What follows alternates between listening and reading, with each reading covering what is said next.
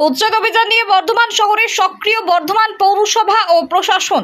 এই দিন বর্ধমান শহরের সর্বমঙ্গলা মন্দিরের সামনে রাস্তার ওপরে ফুটপাত দোকান গড়ে উঠেছিল, সেই সব দোকানগুলোকে বুলডোজার দিয়ে গুড়িয়ে দেওয়া হলো।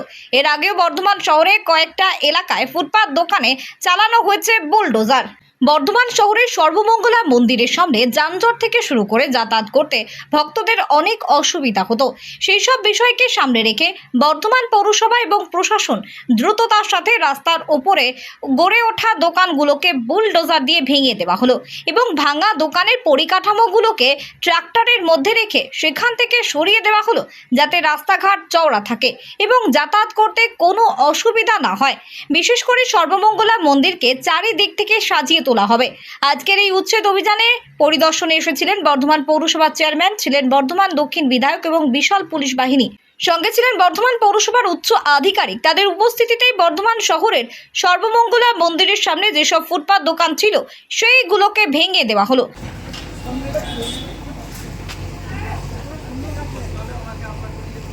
পূর্বের ঘোষণা অনুযায়ী বর্ধমান জেলা প্রশাসন এবং বর্ধমান পৌরসভার যৌথ অভিযানে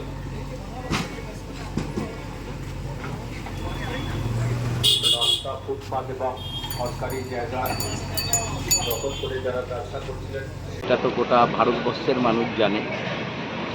দীর্ঘদিন ধরে মায়ের মন্দিরের চারিদিকে কিছুটা ট্রাস্ট কমিটির ভাড়াপ্রাপ্ত, কিছুটা এমনি মানুষ, তারা সবাই এখানে দোকান টোকান করতে, কিন্তু এখন আমরা চেষ্টা করছি সর্বমঙ্গলা বাড়িটাকে ভালো করার জন্য।